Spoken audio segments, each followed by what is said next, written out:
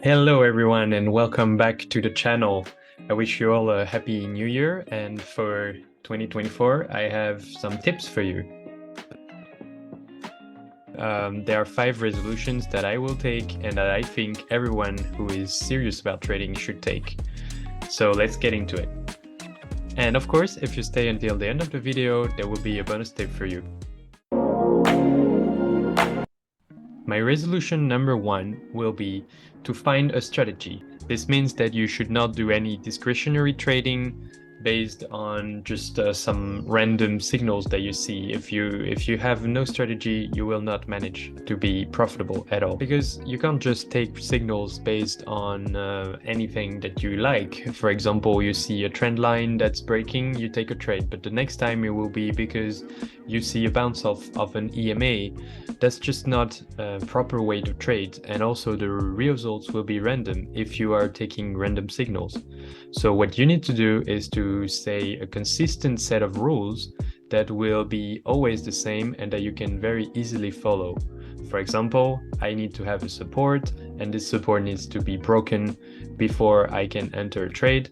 Then I need also to have the RSI at a certain level, or I need to see a cross of EMAs, and only then can I enter.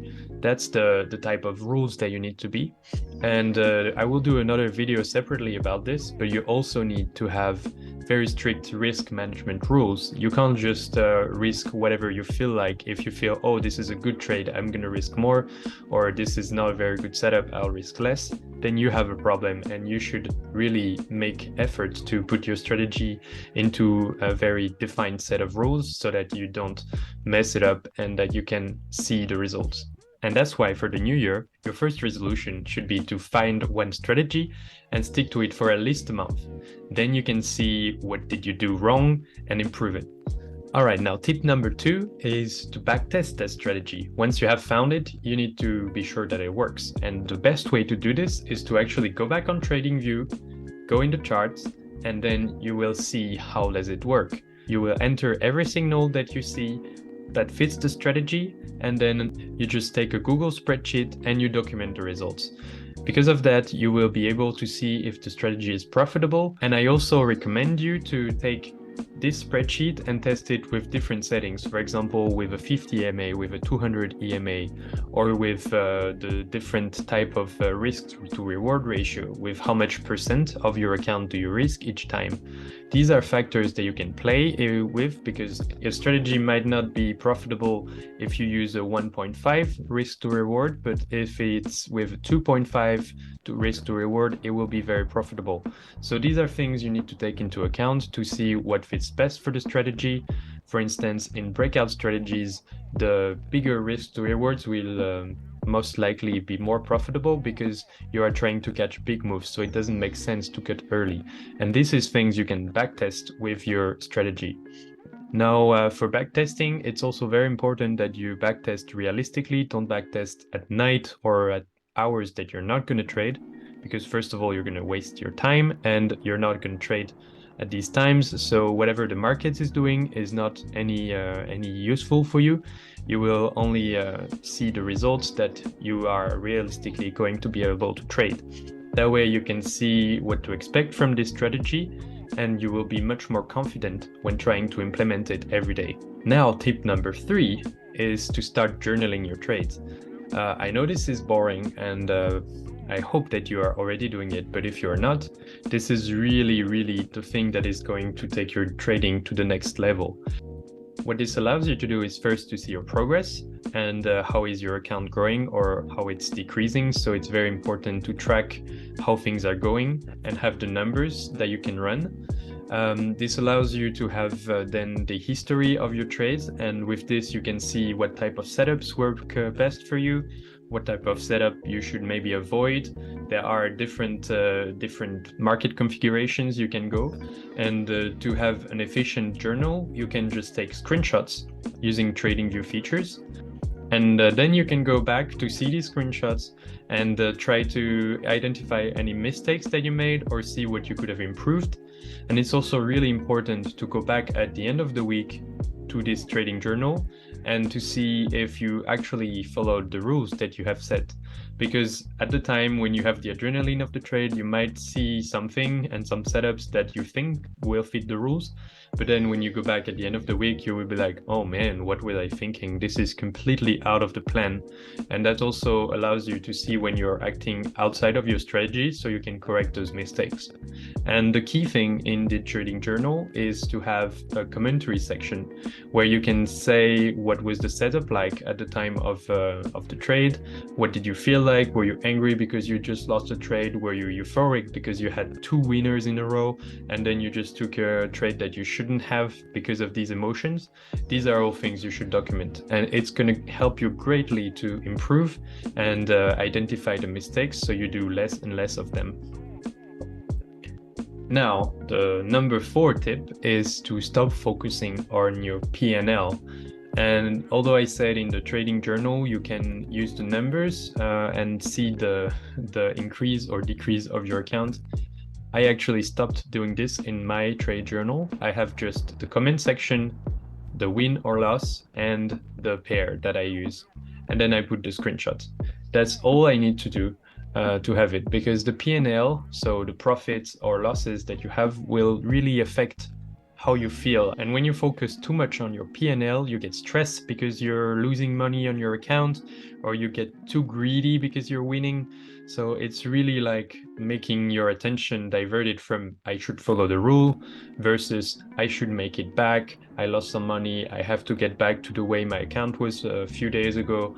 Or then it makes you feel invincible when you win a lot. So to remove these emotions, you can just keep your trading journal without the P&L and stop focusing on this, and instead just focus on following your rules. What should be most important is not whether the trade is a loser or a winner. It should be, did I follow my rules? Yes or no? If you did follow the rules, then it's great. It doesn't matter if it was a loser or a winner, because you know, if you have backtested properly, and that's the advice number 2, then you will know that your strategy on the long term will be profitable. So all you need to do is to stick to it, because you know it will work. Now, the final tip, number 5, is to learn to control emotions. That's also my first resolution for this year, because I am still struggling for this particular point. It's causing me to take trades that I shouldn't, to revenge trade.